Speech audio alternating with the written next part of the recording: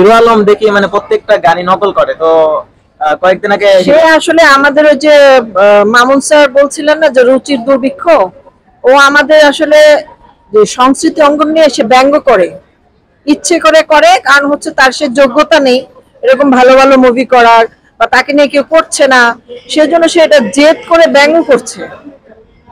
যেমন ধরেন আমার মতো একটা সুন্দরী মেয়েকে কেউ দেখলে, যারা আমার চেয়ে অসুন্দর, তারা কিন্তু আমাকে নিয়ে হিংসে করে।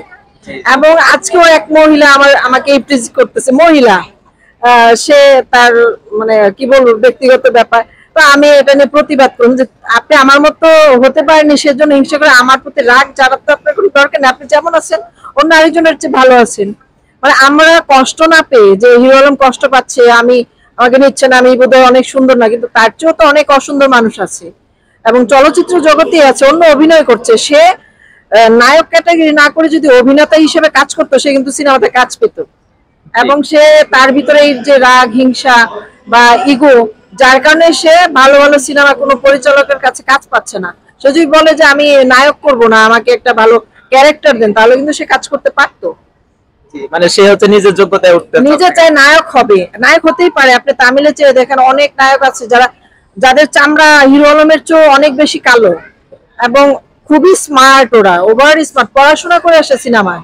তো তার পড়াশোনা নাই, তো আপনি পড়াশোনা না থাকলেও অনেক কিছু আছে আদারওয়াইজ নলেজ থাকে, যে নলেজ গুলো দিয়ে সে মানে যেটাকে আমরা জ্ঞান বলি, তো সেই জ্ঞানটা যদি তার থাকতো, সে গানগুলো ব্যঙ্গ করতো না, সে নিজে নতুন গান ক্রিয়েট করতো, নতুন নিজের নিজের যে ব্যক্তিত্ব, নিজের যোগ্যতা তুলে ধরার জন্য সে নিজে নিজে নতুন গান ক্রিয়েট করতো। কিছুদিন আগে একটা গান করলো যে বাঙাল থেকে এসেছো কোমর ঢুলে দিলে, আমার কিন্তু সেটা ভীষণ ভালো লেগেছে। তো তার কাজ সবই যে খারাপ সেটা না, সে চাইলে অনেক ভালো কিছু করতে পারে তার নিজের যোগ্যতায়। সে আমি ওকে অনুরোধ করবো যেন সে কারো গান পপুলার হওয়ার পর সেটা নিয়ে ব্যঙ্গ না করে সে নিজের যোগ্যতায় কিছু ক্রিয়েট করুক, তারটা অনেক মানুষ দেখে, তার কাছে নতুন কিছু পেলে মানুষ আরো উৎসাহী হবে। তার চেয়ে যারা আরো নিচের লেভেলে আছে তারা উৎসাহী হবে যে না রে, হিরো আলম নিজে থেকে এত কিছু পাচ্ছে, আমরা কেন পারবো না। হিরো আলমের জন্য আমার অনেক শুভকামনা। জি, তো থ্যাংক ইউ। ওই যে কুমোর ঢুলি ঢুলি গানটা আছে না, আসামের ভাষায় বোধহয় করা, ওটা আমার ভীষণ ভালো লাগছে।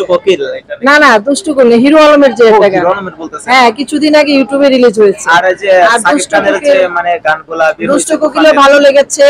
তারপরে আরো আরেকটা গান আছে, কি যেন গানটা, আরেকটা গান তো দুষ্টু কোকিল, আরেকটা উড়াধুরা। উড়াধুরা, উড়াধুরা তো বাঙালি কালচারের কিছু লাইন, আমাদের ঐতিহ্যবাহী গানের লাইন নেওয়া আছে, যেমন ওই যে দুষ্টু কোকিলের মতো ওই গানটার সুর কপি করা। আপনি বলতে চাচ্ছেন যে এটা কপি করা, মানে কপি, হ্যাঁ এটা সবাই বলে কপি করা, তো কপি করা হলেও ভালো লাগছে রিমিকটা।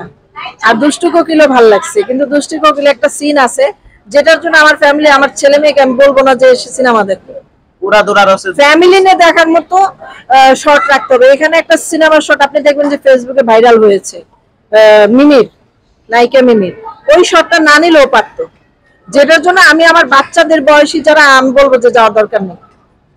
আমরা যারা অ্যাডাল্ট, আমরা অ্যাডাল্টরা ঠিক আছে। অনেক অনেক আপনাকে অনেক অনেক ধন্যবাদ।